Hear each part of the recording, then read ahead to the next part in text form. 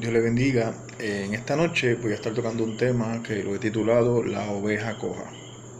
Está basado en el libro de Hebreos, capítulo 12, del verso 12 al 13. Leamos.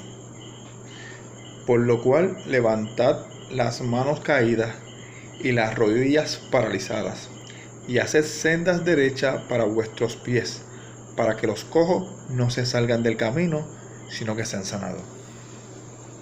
A veces encontramos, ¿verdad?, en las iglesias a muchos cristianos ligeros de pies y gozosos en el espíritu. Y nos preguntamos y decimos, ojalá y todos fueran así, ¿verdad? Sería fantástico. Pero debemos entender y sabemos que hay quienes no lo son. Por esto tenemos que considerar aquí a los cojos. En todos los rebaños, en toda la iglesia existen, ¿verdad?, ovejas cojas. Algunos lo son de nacimiento, por su carácter y naturaleza, prontos a desanimarse y a dudar. No porque nacieron así, sino que desde su nacimiento, desde su nuevo nacimiento, han caminado así. Estas personas son prontos a dejar de creer y caer en errores. Algunos de estos ha sido porque han sido mal alimentados. Y por esa misma razón es que se le produce su cojera. Y muchos también son enseñados con falsa doctrina. Estos son personas que, aunque se han convertido, vienen a la iglesia, empiezan a caminar, pero han estado en falsas doctrinas, en algún tipo de secta o algún tipo de culto extraño. Y a pesar de que han nacido de nuevo, han traído consigo malas costumbres y manías. Algo parecido a lo que le pasó a Abraham, que a Abraham Dios le dio, sal de tu tierra y tu parentela, y se llevó parte de su familia que no debió llevarse, que después le trajo problemas, y se trajo varios de sus dioses. Y esto le trajo problemas. Eso mismo pasa con muchas personas, que aunque vienen a Cristo, pues vienen con ciertas malas costumbres. Volviendo, algunos de estos han sido heridos y hechos cojos. ¿Cómo han sido heridos? Por perseguidores, por sus calumnias y sus burlas. Otros son orgullosos, reacios a la piedad y son criticones. Y quiero resaltar algo. No podemos pensar que un criticón es aquel que tiene una opinión en contra. No, estamos hablando de estas personas que todo lo critican, que nada les gusta. Algunos están cansados a causa de la dureza del camino. Las excesivas tribulaciones mundanas les han deprimido a muchos de ellos. Los excesivos conflictos internos le han aplastado. Y no internos porque hayan algún tipo de problemas internos en la iglesia, sino que en ellos hay problemas internos que no les permite caminar bien. Las excesivas controversias le han descarriado. Algunas han tenido algún tipo de terribles caídas. De este modo, han tenido huesos rotos que le ha impedido progresar. Esto ha impedido su utilidad por mucho tiempo. Y no tanto la fractura, sino que en su vida, porque una vez tuvieron una fractura en una de sus piernas, entonces han decidido no caminar. O sea que son muchas las razones por las cuales podemos tener ovejas cojas, ¿verdad?, en nuestras congregaciones. Esto le ha hecho cojo en lo que se refiere al gozo santo. Y el gozo del Señor, como he dicho otras veces, es un gozo resiliente. Gozo resiliente. Así que, ¿qué podemos hacer con estas personas, ¿verdad?, que pueden estar cojas? El resto del rebaño debe procurar su curación. ¿Y cómo se hace esto? ¿De qué manera el resto del rebaño puede ayudar a estas ovejas cojas? Buscando su compañía y no dejándoles perecer por el camino a causa del olvido, descontento o desaliento. ¿Cómo más?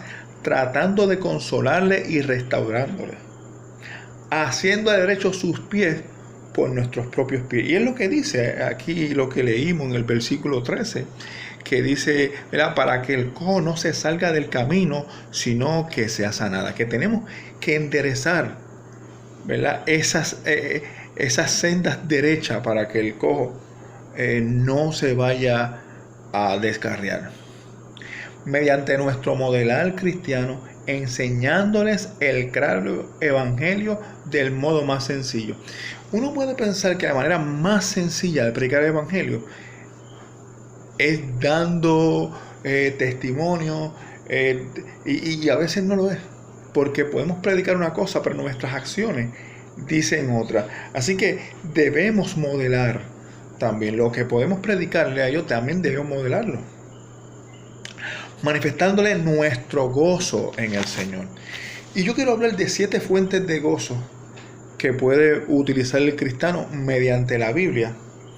Y podemos ver que Pablo lo explica de una manera magistral en 2 de Corintios 7:4, que dice: mucha franqueza tengo con vosotros. Voy a hacer un pequeño paréntesis aquí, porque esta palabra franqueza podemos traducirla en confianza. Así que podemos decir, ¿verdad?, que mucha confianza tengo con vosotros, mucho me glorío con respecto de vosotros, lleno estoy de consolación, sobreabundo de gozo en todas nuestras tribulaciones. Y podemos ver lo bueno de Pablo era lo increíble y duradero de su gozo cuando las cosas le iban mal. Pablo estaba lleno de gozo, no importa su situación más difícil. Así que vámonos de lleno a estas 7 fuentes de gozo que nos enseña la Biblia. La primera fuente de gozo viene de las enseñanzas de Jesús. En Lucas 6, del 22 al 23 dice: bienaventurados seréis cuando los hombres os aborrezcan y cuando os aparten de sí y os vituperen y desechen vuestro nombre como malo por causa del Hijo del Hombre. Gozaos en aquel día y alegraos, porque he aquí vuestro galardón es grande en los cielos, porque así hacían sus padres con los profetas. Los problemas por causa de Jesús incrementan nuestro interés en el cielo. Y tenemos que estar claros, porque el mundo cada día se va a poner más incómodo para el cristiano. Y vendrán leyes, y vendrán persecuciones. Pero esto lo que tiene que hacer, y lo que hace un verdadero creyente, es que pierda su interés en la tierra y tome interés en el cielo. Ese interés dura mucho más que el interés de la tierra. Así que podemos ver la segunda fuente de gozo viene del Espíritu Santo. Y si vamos a Gálatas 5, 22 y 23, dice: mas el fruto del Espíritu es amor, gozo, paz, paciencia, benignidad, bondad, fe, mansedumbre, templanza. Con tales cosas no hay ley. Podemos ver que esa segunda fuente de gozo viene directamente del Espíritu Santo, que no viene de nuestros propios esfuerzos. No es porque muchos nos esforcemos, no es que si yo quiero estar gozoso en la presencia del Señor, no es que me esfuerce mucho, sino que es a través del Espíritu Santo que está en nosotros que recibimos esa fuente de gozo. Porque claramente viene del fruto del Espíritu Santo. Y mire lo que dice también 1 Tesalonicenses 1:6. Dice: y vosotros vinisteis a ser imitadores de nosotros y del Señor, recibiendo la palabra en medio de gran tribulación con gozo del Espíritu Santo. Ahí podemos ver nuevamente el protagonista del Espíritu Santo. La tercera fuente de gozo pertenecer al reino de Dios. Y ahí podemos verlo en Romanos 14:17, donde dice: porque el reino de Dios no es comida ni bebida, sino justicia, paz y gozo en el Espíritu Santo. Vuelve el Espíritu Santo.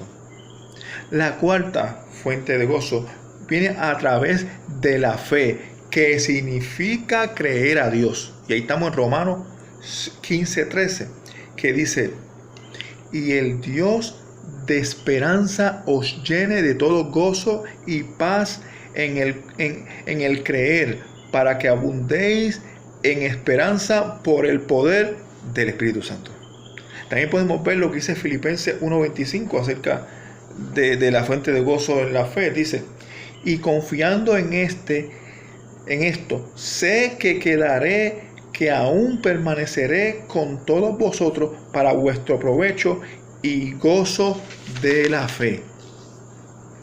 La quinta fuente de gozo viene de ver y conocer a Jesús como Señor. Y en Filipenses 4:4 dice: regocijaos en el Señor siempre. Otra vez digo, regocijaos. Así que el conocimiento y el compartir y el disfrutar de nuestro Dios es una fuente de gozo.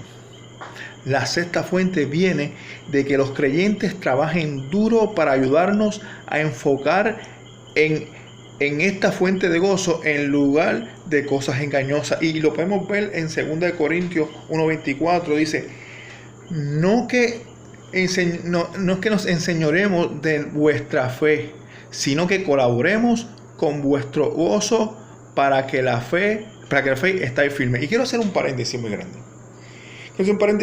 Para explicar que no es toda la responsabilidad de los pastores de bregar con las ovejas.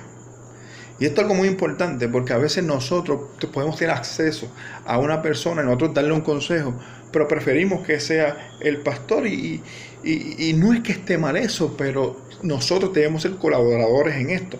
Y muy bien lo explican los apóstoles en Hechos 6 del 2 al 4, que dice: entonces los 12 convocaron a la multitud de los discípulos y dijeron: no es justo que nosotros dejemos la palabra de Dios para servir a las mesas. Buscad pues hermanos de entre vosotros de buen testimonio, llenos del Espíritu Santo y sabiduría, a quienes encarguemos de este trabajo. Y nosotros persistiremos en la oración y en el ministerio de la palabra. Esto es muy importante, porque aquí dice que los pastores, la principal obligación es dedicarse a orar y a administrar la palabra. Y los creyentes o las ovejas maduras, colaborar. Lo demás es una inclusión. Podemos entender, ¿verdad?, que colaborar con las ovejas, nosotros como ovejas, colaborar con otras ovejas, es equivalente a servir en las mesas. Aquí cierro paréntesis para decir la séptima fuente de gozo. Dice: viene del efecto santificador de las tribulaciones. Y ahí podemos ver en Romanos 5, del 3 al 5, dice: y no solo esto, sino que también nos gloriamos en las tribulaciones, sabiendo que la tribulación produce paciencia, y la paciencia prueba, y la prueba esperanza, y la esperanza no avergüenza, porque el amor de Dios ha sido derramado en vuestros corazones por el Espíritu Santo que nos fue dado. Para ser como Pablo, ¿verdad? Pablo es uno de los más que habla aquí, ¿verdad? De las 7 fuentes podemos ver de las enseñanzas de Pablo. Para que seamos como Pablo, que sobreabundó gozo en él. Él nos llama a ser como él. En 1 Corintios 11:1 dice: sed imitadores de mí, así como yo lo soy de Cristo. Estas cosas que hemos hablado, estas 7 fuentes de gozo, deben enseñar a las ovejas cojas a que deben caminar correctamente. El pastor de rebaño se preocupa por los tales. Este pastor es Jesús. Su consuelo ha provisto todos los medios para curar a los cojos. Su esperanza, en Cristo hay una esperanza. ¿Cuál esperanza? Es tierno y gentil y no quiere que ninguno se descarríe y se pierda. También una confianza que nos da en seguir a Cristo. El curarles les trae mucho honor y gratitud y afecto. Por esto sabemos que Él los guardará. ¿Por qué los guardará? Porque las ovejas están expuestas a muchas enfermedades. Los pastores de ovejas los tienen que cuidar, tienen que ungirle la cara para evitar que insectos entren y le hagan daño. Así que asimismo Cristo quiere cuidar a sus ovejas. Muchas de ellas son débiles, por eso Él las va a cuidar y flacas. Y he aquí un buen pastor se apiade de ellas y trate de ayudarlas, curarles, fortalecerles. Como le dije, ese es Cristo. Así que vemos que Dios reprende a los pastores de Israel por su crueldad y pereza en cuanto al rebaño. Eso está en Ezequiel 34, del 4 al 5. Dice: No fortalecisteis las débiles, ni curasteis la enferma, no vendaste la peniquebrada, no la volvisteis al redil, la descarriada, ni buscasteis la perdida, sino que habéis enseñoreado de ella con dureza y con violencia. Y andan errantes por falta de pastores, y son presas de todas las fieras del campo, y se han dispersado. Si vamos en el mismo capítulo 34, pero si vamos a los versículos 15 y 16, dice: yo apartaré mis ovejas y yo les daré aprisco, que eso significa descanso o refugio, dice Jehová el Señor. Yo buscaré la perdida y haré volver al redil a la descarriada, y vendaré la peniquebrada y fortaleceré la débil, mas la engordada y a la fuerte destruiré, las apacentaré con justicia. Yo las apacentaré. ¿No les suena esto familiar? La diferencia de líderes que se aprovechaban y solo se satisfacían a sí mismos. Jesús está denunciando contextualmente aquí a los líderes del pueblo de Israel, que fueron antes que él, que hicieron que se descarriaran las ovejas. Por eso en un momento dado él dice: yo vine a buscar a las ovejas perdidas del pueblo de Israel, porque hubo un grupo de líderes que lo que hicieron fue simplemente hacer que las ovejas se descarriaran. Así que Dios hace una provisión perfecta para la necesidad de sus ovejas. Si recordamos la promesa que Dios hizo en el Salmo 23, que dijo: yo soy el buen pastor, y él hace esa aclaración, ¿verdad? Jehová mi pastor, y nada me faltará. Esa promesa será cumplida por Jesús, el buen pastor, en Juan 10, quien reinará como el pastor de las ovejas de Israel. Eso es lo que él dice. El autor de Hebreo retoma la metáfora de la carrera que introdujo en los versículos 1 y 3 de Hebreos 12, de 1 al 3 de Hebreos 12, y yo quiero leerlo. Dice: por tanto, nosotros también, teniendo en derredor en nuestro tan grande nube de testigos, despojémonos de todo peso y del pecado que nos asedia, y corramos con paciencia la carrera que tenemos por delante, puesto los ojos en Jesús, el autor y consumador de la fe, el cual por el gozo puesto delante de él sufrió la cruz, menospreciando el oprobio, y se sentó a la diestra del trono de Dios. Considerad aquel que sufrió tal contradicción de pecadores contra sí mismo, para que vuestro ánimo no se canse hasta desmayar. Aquí el escritor de Hebreo incorpora el lenguaje tomado por Isaías en el capítulo 35, 3 al 4. Para describir la condición del individuo disciplinado de Hebreos 12, del 12 al 13, que dice Isaías 35, 3 y 4, dice: fortaleced las manos cansadas y afirmad las rodillas endebles, decid a los de corazón apocado, esforzaos, no temáis, he aquí que vuestro Dios viene con retribución, con pago, Dios mismo vendrá y os salvará.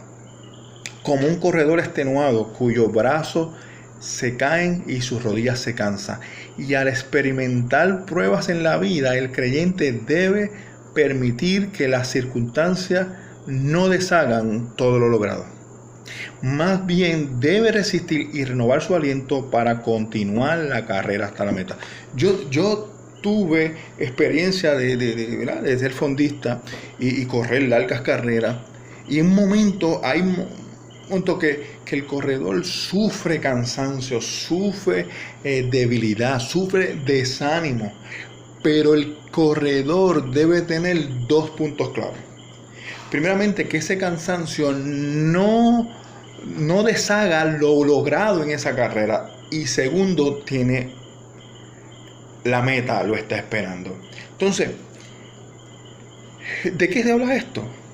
Que nos esforcemos y nos ayudemos unos a otros, que podamos perseverar, como nos dice Mateo 24:13, dice: mas el que persevere hasta el fin, este será salvo.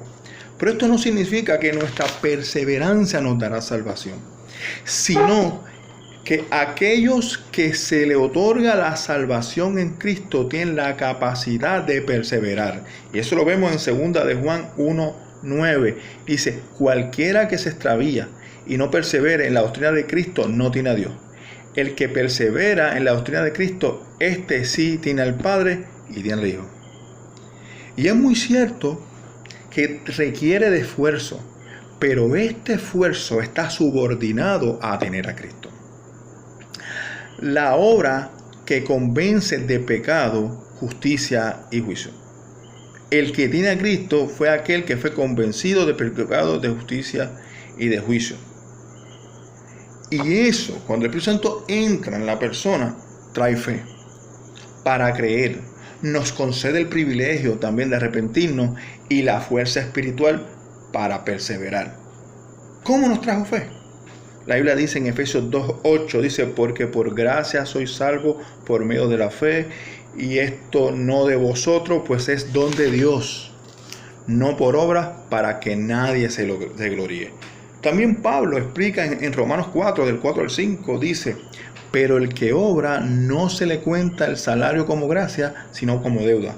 Mas el que no obra, sino cree en aquel que justifica al impío, su fe le es contada por justicia. También yo diría que nos concede el arrepentimiento.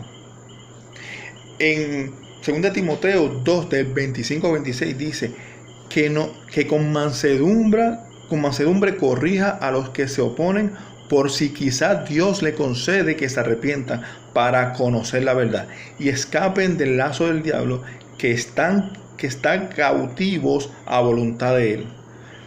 Vemos aquí maravillosamente que Dios en su soberanía nos concedió a nosotros arrepentirnos. Así que aquel que se arrepiente no es que porque encontré algo, porque yo soy lo suficientemente inteligente y sabio, sino que fue Dios que nos concedió que nos pudiéramos arrepentir. Tener a Cristo nos hace perseverar en Él. Como dije, a los que perseveran son los que tienen la doctrina de Cristo. Las verdaderas ovejas caminarán. El gran predicador Charles Spurgeon dijo un día, las ovejas pueden caer en el fango, pero los cerdos se revuelcan en él. Las ovejas pueden llegar a fallar, sí, y pueden llegar a alejarse por un breve tiempo, sí, pueden inclusive caer en ciertos pecados, a veces hasta terribles, pero fallar completamente no, porque las verdaderas ovejas perseverarán en la fe. Porque mire, hermano, cuando hay personas constantemente pecando en todo y no quieren cambiar ni dan pasos dignos de arrepentimiento y son obstinados, simplemente no son verdaderos creyentes. Porque los verdaderos creyentes, su mayor deseo es obedecer a Dios sin la necesidad de poner tantos peros. Sino que dice, cuando estaba con ellos, esto es Cristo hablándole al Padre, cuando está a punto de irse, está hablando con su Padre. Dice, cuando estaba con ellos en el mundo, yo los guardaba en tu nombre. A los que me diste, yo los guardé. Y ninguno de ellos se perdió, sino el hijo de perdición, para que se cumpliese las escrituras. Nosotros podemos ver que el mismo Pedro pasó situaciones que incluso lo negó. Hubo algunos de los apóstoles que no caminaron bien. Cristo fue solo a la cruz del Calvario, solo Juan estaba, los demás se habían dispersado. Y aún así fueron sus ovejas. Y aún así Él los perseveró. Y no perseveraron porque ellos fueran buenos o malos, sino porque fue Jesús quien los guardó. Así que podemos ver lo que dice Juan 10, del 26 al 30. Pero antes tengo que decir que tanto Judas Iscariote como los que no siguen de todo corazón al Señor no son sus ovejas. Miren lo que dice Juan 10, del 26 al 30. Dice, pero vosotros no creéis porque no sois mis ovejas, como os he dicho. Mis ovejas oyen mi voz y yo las conozco y me sirven. Y yo les doy vida eterna y no perecerán jamás, ni nadie las arrebata de mi mano. porque mi Padre que me las dio es mayor que todos y nadie las puede arrebatar de la mano de mi Padre. Yo y mi Padre somos uno. Para terminar, ¿qué podemos decir? Las ovejas pueden quebrársele una pata. Las ovejas pueden pasar situaciones difíciles, pero las verdaderas ovejas del Señor van a estar protegidos por Cristo y van a estar protegidos por el Padre. Así que mi amigo hermano, le digo, sigamos perseverando, sigamos buscando, porque nuestro galardón nos está esperando. Si somos ovejas del Señor, mantengámonos firmes y tratemos en todo tiempo de obedecer la palabra del Señor para que podamos ser gratificados. Y que en todo tiempo pidamos a Él que nos cuide, que nos ayude. Si vemos en algo que podemos fallar, que no estamos caminando correctamente, mire, realmente tenemos el Señor que nos va a fortalecer y nos va a cuidar y nos va a guiar. Y si hay alguna lesión en nosotros, Él nos va a cubrir, nos va a proteger y nos va a sanar. Y Dios le bendiga. Buenas noches.